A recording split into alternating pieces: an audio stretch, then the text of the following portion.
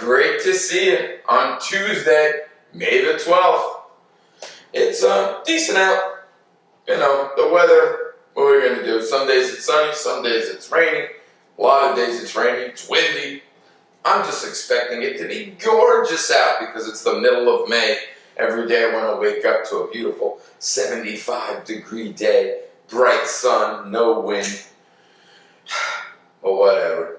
Let's see what today national days are for Tuesday the 12th. It's National Fibromyalgia Awareness Day. Fibromyalgia is, I don't know if we're going to call it a disease, a disorder, where the nerve endings in someone's body are very, very active. So they feel like kind of a constant bit of pain. Sometimes it's more severe, sometimes it's a little less, but it's something that happens to their skin all the time. National Fibromyalgia Awareness Day.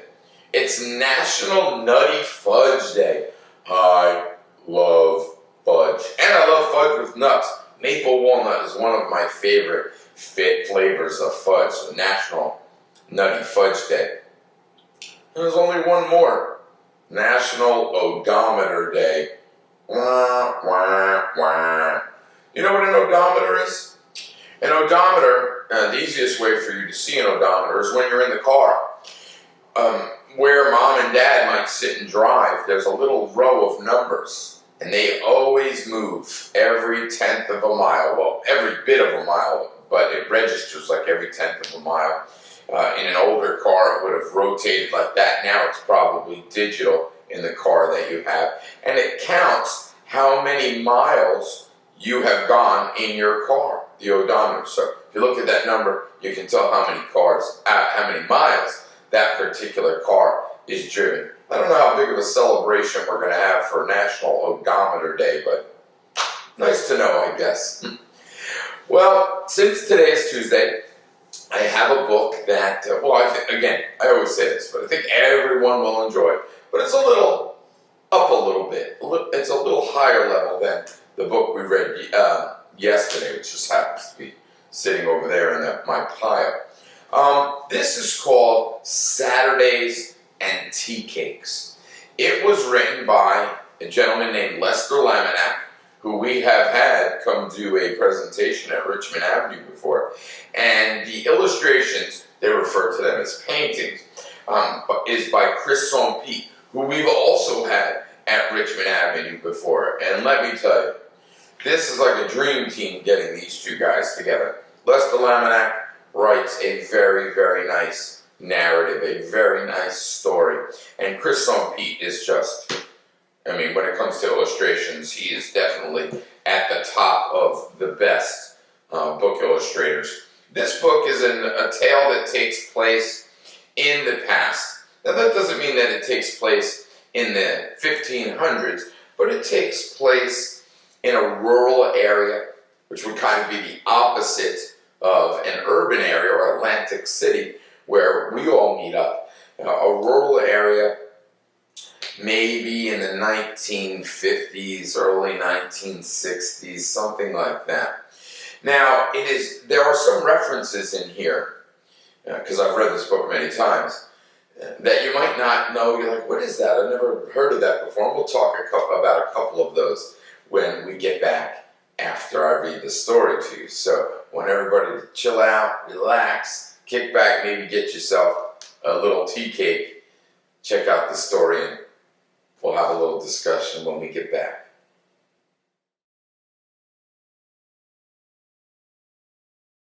Saturdays and Teacakes by Lester Laminack and Soentpiet.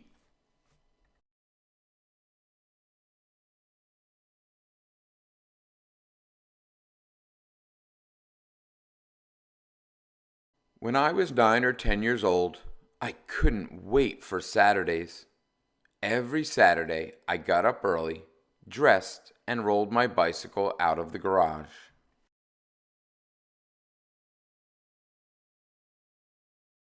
Every Saturday, I coasted down our long, steep drive, slowing only enough to make the turn onto Thompson Street, then left onto Bell's Mill Road. Pedal, pedal, pedal, past Mrs. Cofield's house, Pedal, pedal, pedal, around the horse pasture and up the hill past the cemetery where my grandfather was buried.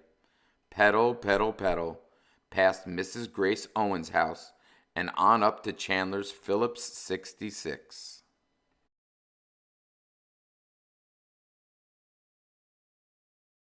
Every Saturday I coasted over the black hose by the gas pumps just to make the bell ring. Then I dropped my kickstand and checked the air in my tires. I stopped at Chandler's for another reason too. That's where I crossed the highway that ran right through the center of our town. My mother always said, "You stop and you look both ways when you get to Chandler's. I don't care if the light is green. I'll hear about it if you don't." And I knew she would too. In our little town, everyone knew everybody and told everything to anyone who would listen. So I always looked both ways.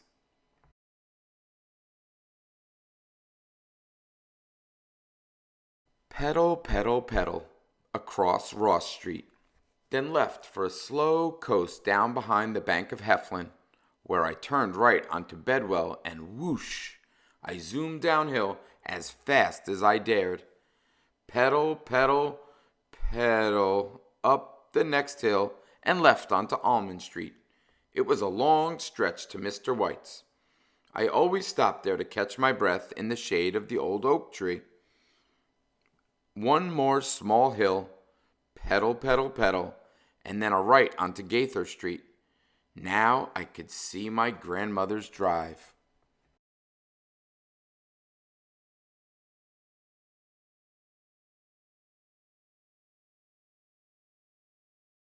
One, two, three, four driveways and one last turn to the left. This was where my tires gave up their humming on pavement and began the crunching of gravel. Just before reaching Mawmaw's back porch, I slammed on my brakes, sending a shower of tiny pebbles into her flowers. Every Saturday, Mawmaw was there, sitting on her old metal glider, crick, crack, crick, crack, sipping a cup of Red Diamond coffee and waiting. She was waiting for me. No one else. Just me.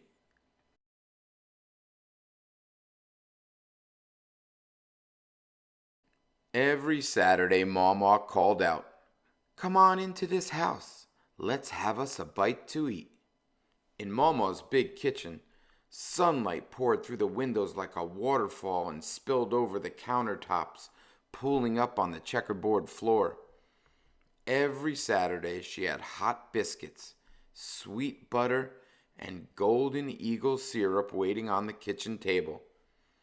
Every Saturday she poured a little coffee in my cup and filled the rest with milk and 2 spoonfuls of sugar. Then, before long, Mawmaw said, "We best clear these dishes away and get at that yard before it gets too hot."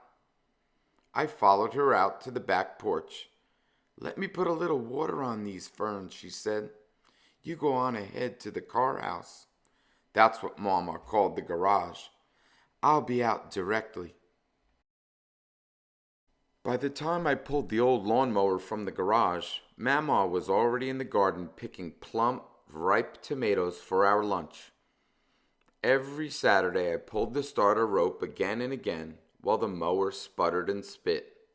Finally, that old mower started and I struggled to push it through the dew-wet grass, leaving row after row of fresh stripes on the lawn. From time to time the mower choked on mouthfuls of wet grass that clung to the blades and to my bare legs. But by early afternoon, the dew pearls were gone, the grass was mowed and dry, and I was soaked with sweat. Every Saturday I pushed the mower back into the garage, trudged to the back porch, and flopped onto that old glider. Creak, crack, creak, crack.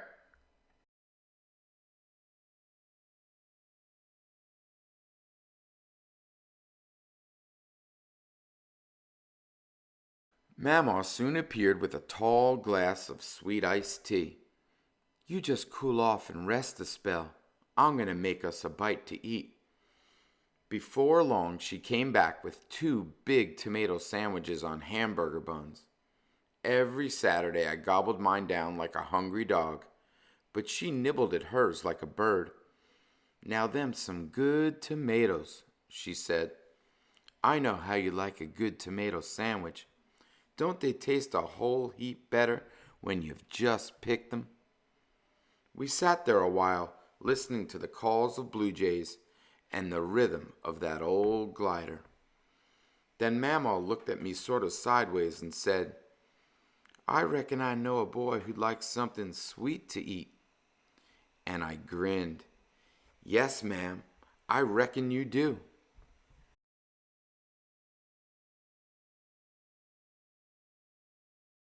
"Come on then," Mamaw said, heading toward the door. "Let's get in this kitchen and see if we can't make us a mess." Every Saturday she spread a cloth over the red countertop and scattered a fistful of flour across it, sending a cloud into the air. Then she set out a big bowl. Mamaw dipped a china teacup into the canister of flour, scooped out a cupful, and skimmed over the top with her finger. Then she dumped the flour into the bowl and added sugar from her black cookie jar. She let the mixture drift through her hands like I sifted sand at the beach. When it felt right, Mamaw said, "Look in the Frigidaire," that's what she called her refrigerator, "and find me 2 sticks of bluebonnet." I pulled open the refrigerator and got out the margarine. I unwrapped the sticks and dropped them into the bowl. I mixed and mashed and mixed and mashed until the ingredients disappeared into a paste. It was smooth and pale yellow and smelled like fresh cotton candy at the county fair. Mamaw pinched off a little to taste. "I 'spect we need a bit more sugar in this." She sprinkled sugar until the dough tasted just the way she thought it ought to. "Now get me 3 eggs," she said. I tapped the first egg too hard, making it splatter onto the counter and down the outside of the bowl. "I reckon we can call that half an egg," Mamaw said. "Here, let me show you how to do it. Just tap 'em easy like and pull the shell apart over the bowl, like this. Now you do the next one."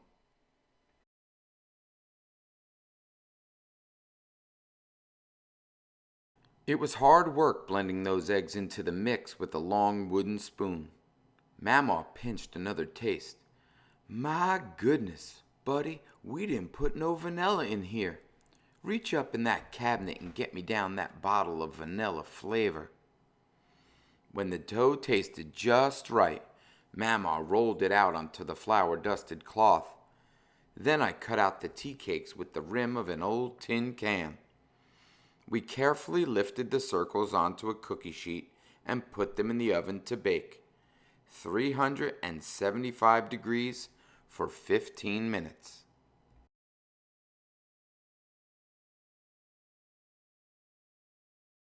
Those 15 minutes seemed to last forever. "Are they ready, Mamaw?" "Not yet, buddy." "Are they ready now, Mamaw?" "Not yet, buddy. Let's give 'em a little bit longer." "Are they ready yet, Mamaw?" "I reckon they might be." She opened the oven door, and the kitchen filled with a smell sweeter than the summer gardenias, the smell of tea cakes. Every Saturday I reached for one still steaming on the baking sheet. "You better wait, buddy. They're gonna be mighty hot just yet."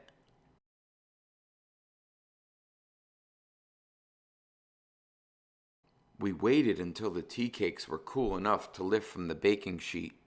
Then we set them off on a plate. Every Saturday I ate one, and then another, and I looked at Mamaw. "Is that all you want, buddy? You be sure to eat all you want. We made them tea cakes just for you." When I had eaten all I could, she set a few off on a saucer for herself and put the rest on a big sheet of aluminum foil. She folded the edges into a little handle at the top. Now you put these out there in your bicycle basket so you won't forget 'em."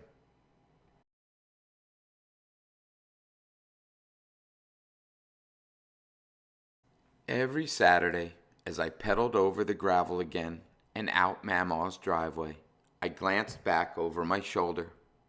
Every Saturday, Mamaw was there, sitting on her old metal glider and waving. She was waving to me. No one else, just me.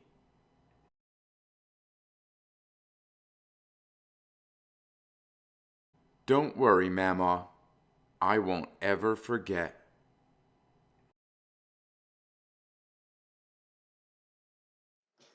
And we are back. Saturdays and Teacakes. Lester Laminack and Chris Soentpiet. What'd you think? You know, whenever I read this book, I'm imagining where it takes place. I'm imagining what time it takes place, but I also have some connection to some of the things in the book. Some of the things in the book when I was a kid. I was born in 1968, so I really grew up as a child in the 1970s.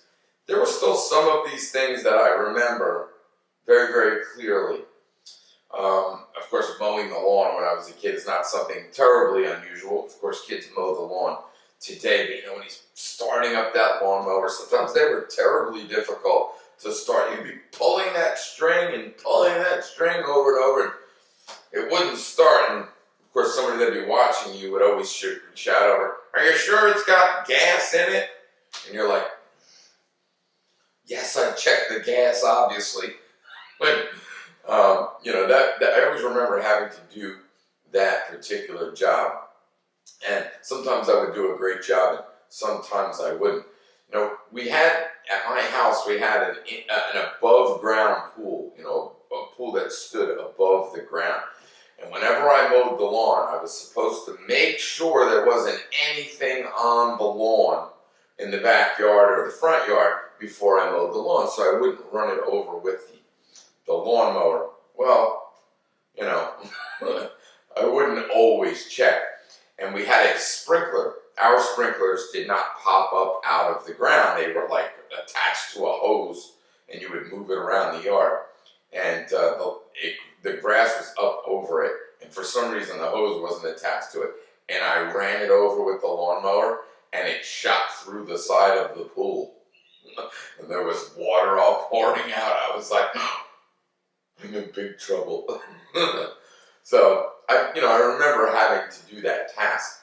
But one of the other things in the book that I really remember doing was this gas station scene when it says, where is it? Every Saturday I coasted over the black hose by the gas pumps just to make the bell ring. And I remember that clearly when I was a kid. We would go on our bikes to the gas station to get air in our tires if we needed them, or it was just around the corner from my house. And if we were going to just riding around, we would go by the gas station all the time. And there would be a black hose stretched across the the ground, so that when cars pulled in, if the gentleman who was working was inside working on a car or whatever, it had air running through it, and then when the tires ran over the air hose, it would stop the airflow, and that pressure would cause a bell to ring, ding, ding, ding, ding, inside, and the gentleman would know, oh, there's somebody here that needs gas. So if you ran over it with your bike, you could make the bell go off. And I remember doing that. Even if you didn't have to, you would make it a point to ride over that hose and set that bell off. But you can see these cars, and this Phillips 66 was a very popular gas station at the time. And the cars definitely looked like they're late 50s or mid 50s, early 60s designs. But this is a really nice book. Probably takes place in the South, somewhere in the South. When I read it, I didn't attempt to do a Southern accent. I'm not a voice actor, and I don't want it to sound like I'm making fun or something like that of an accent. So it just kind of try to read it as nicely as I can. But Saturdays and Teacakes, a nice little story about family, spending time with the older people in our lives, grandmas and grandpas and things. I already calls it mamaw, mamaw and papaw. That would be something that they would call their grandparents in the South. But I would like to revisit this again at some point when we're together, 3rd grade, 4th grade, even the younger ones, and have a little talk about this book and point some more things out when we're together. I think it'd make for a nice discussion. Well, Saturdays and Teacakes, I really hope you enjoyed this one, and I hope you have a great Tuesday, and we'll see you back here tomorrow on Wednesday, and go Vikings.